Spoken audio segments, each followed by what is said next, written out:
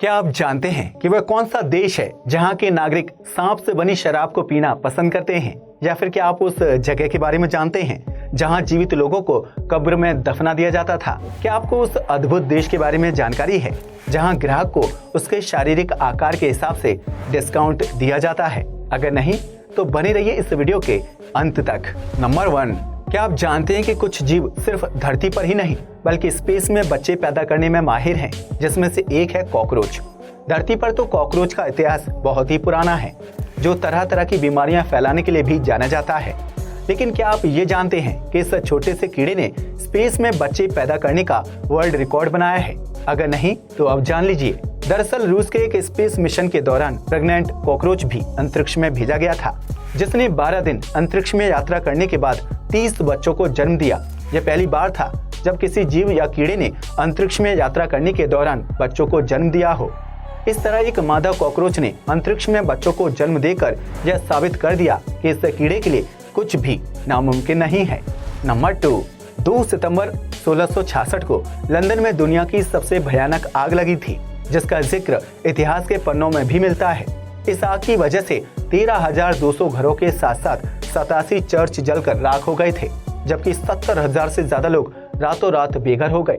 हालांकि हैरानी की बात यह थी कि इतिहास की सबसे भयानक आग में मरने वाले लोगों की संख्या सिर्फ 6 थी, जबकि इस हादसे में कोई भी व्यक्ति घायल नहीं हुआ था। लंदन में लगी इस आग को the great fire of London भी कहा जाता है, जिसने शहर के एक बड़े हिस्से को पूरी तरह से तबाह कर दिया था। आपको बता दें कि यह आग एक बेकरी शॉप में लगी थी, जहां रात भर केक और पेस्ट्री बनाने का काम किया जाता था। उस दौर में आग की भट्टी में खाद्य पदार्थों को बेक करने का सिस्टम था, जिसकी वजह से अचानक आग लग गई और देखते ही देखते पूरे इलाके में फैल गई। The great fire of London को पूरी तरह से शांत होने में 4 दिन का समय लगा, जिसके बाद 6 सितंबर 1666 को लंदन के आसमान को काला करने वाला धुआं उड़ना बंद हुआ था। नंबर 3, अभी हम जिंदा हैं। यह हिंदी फिल्म वेलकम का मशहूर डायलॉग है, जो असल जिंदगी में भी काफी ज्यादा मेल खाता है। आमतौर पर जब कोई इंसान मर जाता है तो इस बात की पुष्टि डॉक्टरों द्वारा की जाती है, जिसके बाद मृत व्यक्ति को जलाने या दफनाने की क्रिया पूरी की जाती है। लेकिन 19वीं शताब्दी से पहले ऐसा नहीं हुआ करता था। दरअसल प्राचीन समय में जब मेडिकल सुविधाएं बहुत ही कम थी, तो लोगों के लिए मृतक की जांच करना बहुत ही मुश्किल हो जाता था।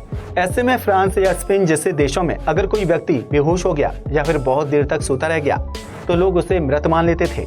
इसके बाद उस व्यक्ति को जिंदा ही दफना दिया जाता था, जिसकी वजह से बेहोशी या नींद में रहने वाले व्यक्ति की कब्र के अंदर दम घुटने से मौत हो जाती थी।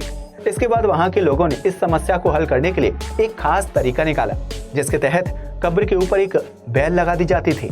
फिर उस घंटी से एक रस्सी को बांध दिया जाता था और रस्सी को कब्र के अंदर दफनाए जा रहे व्यक्ति के हाथ में थमा दिया जाता था। ऐसे में अगर किसी व्यक्ति को बेहोशी या नींद की हालत में मृत समझकर दफना दिया जाता था, तो वह होश में आने के बाद उस रस्सी को खींचता था, जिससे कब्र के ऊपर लगी घंटी बजने लगती थी। घंटी की आवाज सुनने के बाद कब्र की दोबारा से खुदाई की जाती थी और अंदर दफन जिंदा व्यक्ति को बाहर निकाल लिया जाता था, जो बाहर आकर कहता होगा कि अभी हम जिंदा हैं। नंबर 4, आज तक आपने एक से बढ़कर एक खूबसूरत और अद्भुत पक्षी व जीव जंतु देखे होंगे, जिन्हें लेकर कई तरह की डॉक्यूमेंट्री और फिल्में भी बनाई जाती हैं। लेकिन क्या आपने एनिमल किंगडम के उस पक्षी के बारे में सुना है जिसके पास मूंछें होती हैं?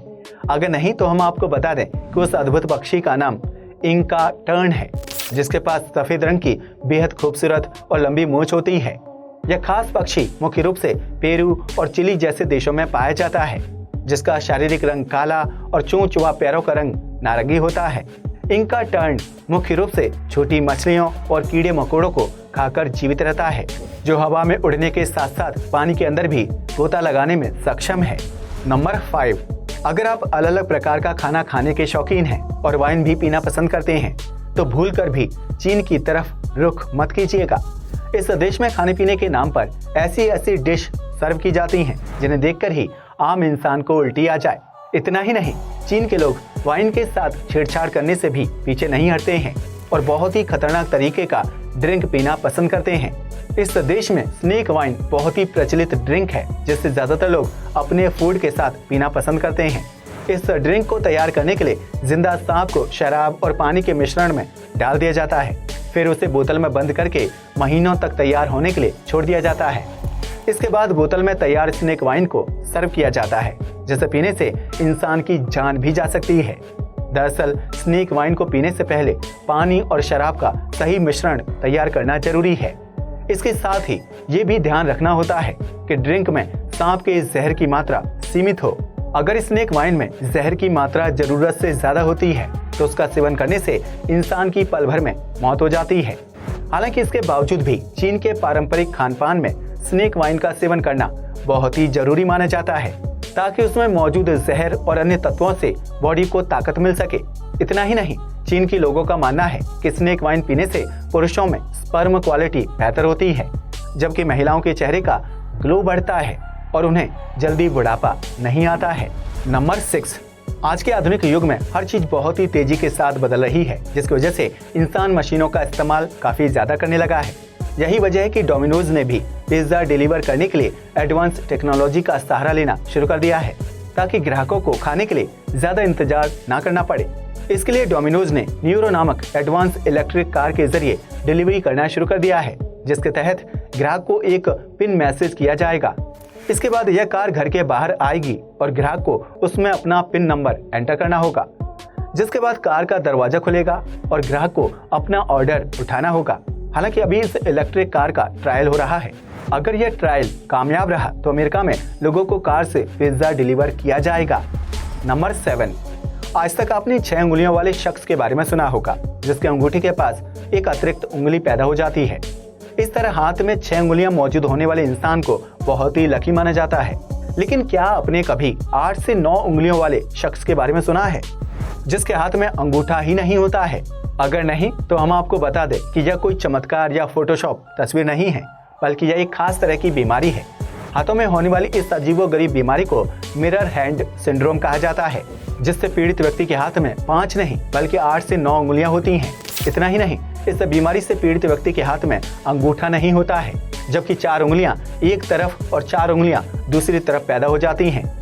ऐसे में इस तरह के हाथ किसी फोटोशॉप तस्वीर की तरह दिखाई देते हैं, लेकिन यह एक दुर्लभ बीमारी है जो बेहद कम लोगों को ही होती है।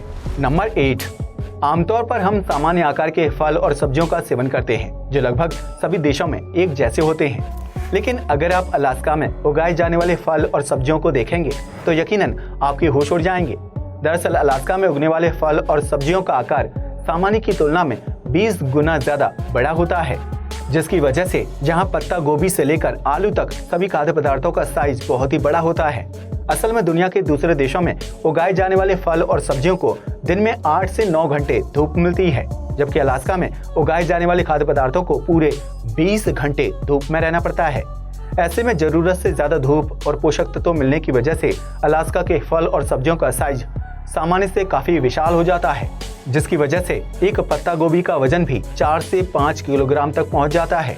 अब जरा सोचिए, अलास्का के लोग एक ही सब्जी को कितनी बार खाते होंगे, क्योंकि वहाँ छोटी से छोटी साइज की सब्जी और फल भी बहुत ही विशाल होता है। नंबर 9, आमतौर पर जब हम किसी होटल या रेस्टोरेंट में खाना खाने जाते हैं तो हमें खाने का पूरा बिल चुकाना पड़ता है।